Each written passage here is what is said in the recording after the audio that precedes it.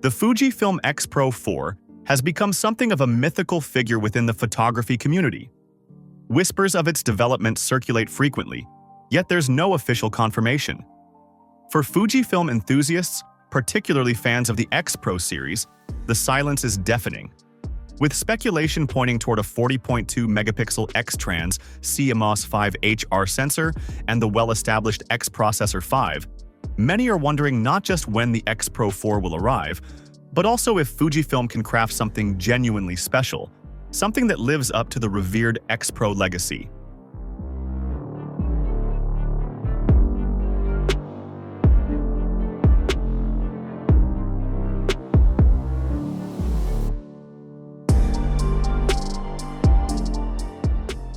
Rumors strongly suggest that the Fujifilm X-Pro4 will house the same 40.2-megapixel X-Trans CMOS 5 HR sensor found in the X-T5 and X-H2. Alongside it, the X-Processor 5 is expected to handle image processing. These components are known quantities by now, having been in circulation since 2022. They offer excellent image quality, dynamic range, and high-resolution capabilities while maintaining Fujifilm's signature film simulation colors. But here's the catch. Simply transplanting these components into the X-Pro4 body won't be enough to excite the Fujifilm faithful. The expectation for the X-Pro line isn't just about specs on paper, it's about experience, heritage, and innovation that feels meaningful. For Fujifilm to make a compelling case, the X-Pro4 can't be just another camera with a 40-megapixel sensor. There's a growing belief that the X-Pro4 may debut Fujifilm's next-generation X-Processor 6, promising better autofocus performance, refined color science, and improved noise handling. If that happens, the X-Pro4 would reclaim its place as Fujifilm's technological vanguard, rather than lagging behind in hardware refresh cycles.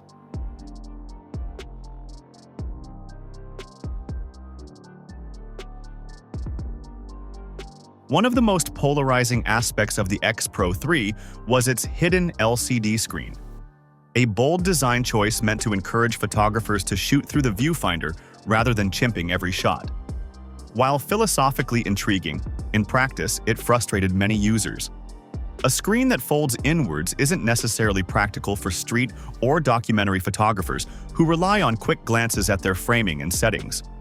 The X-Pro4 is widely expected to reverse this decision. Rumors indicate a return to a more conventional, non-folding LCD screen, a move that could both preserve the camera's sleek aesthetic while addressing usability complaints. Personally, I would love to see Fujifilm take a cue from Sony's approach. Imagine a screen that not only tilts in multiple directions for flexibility, but also flips backward to protect itself. This would cater to both camps: photographers who want a discreet, screenless shooting experience, and those who need practical LCD functionality in fast-paced environments.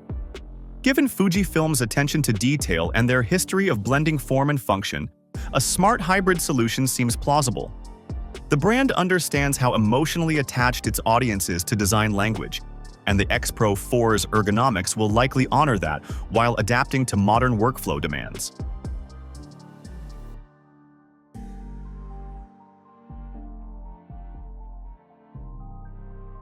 No discussion about the X-Pro line is complete without mentioning its defining feature: the hybrid optical-electronic viewfinder. The viewfinder experience is what elevates the X-Pro series from a mere camera to an immersive, tactile storytelling tool. It's where digital convenience meets analog nostalgia. For the X-Pro4, significant improvements are rumored, particularly in optics and magnification. Enhancements to the electronic viewfinder's resolution and refresh rate are expected, making manual focusing and fast subject tracking even smoother.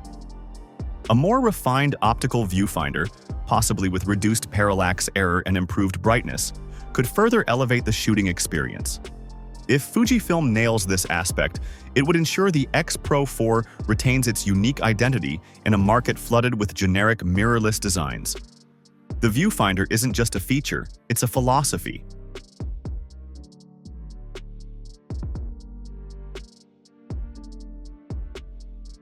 Autofocus has long been a battleground for Fujifilm.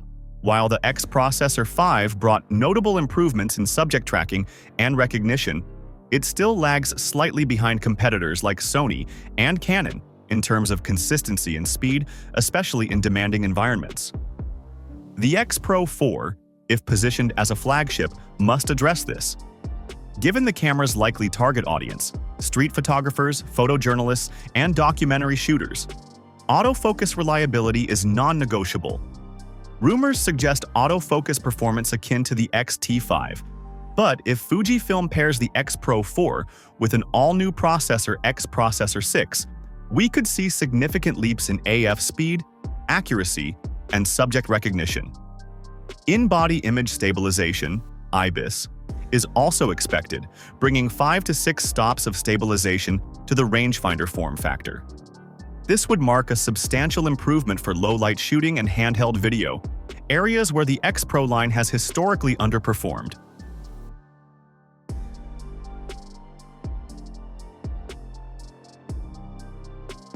While the X-Pro line has never been video-centric, the rumored 4K 60p 10-bit internal recording is noteworthy.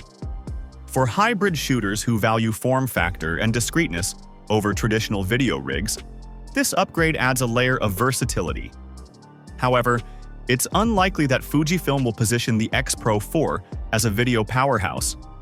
Rather, the video specs will be there as a complementary feature, not the headline act. One area where Fujifilm could surprise is color grading flexibility. While Fujifilm's film simulations are beloved, they often lock users into a particular look. Expanding control with HSL sliders, or even allowing custom LUT.cube imports like Panasonic's Lumix S9, would be a groundbreaking move. Such a feature would bridge the gap between the tactile, analog-inspired shooting style of the X-Pro series and the modern digital color grading workflow.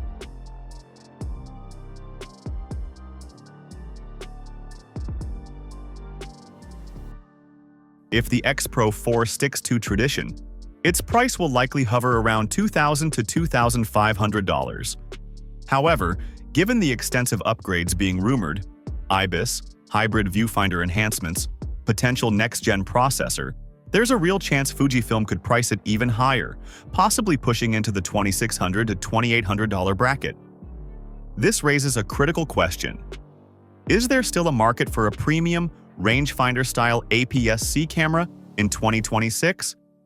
The success of the X106 suggests the answer is yes, but only if Fujifilm can craft a narrative that positions the X-Pro4 as a tool of artistic expression, not just another high-end body. It needs to stand apart from the XT series and carve its own space once again.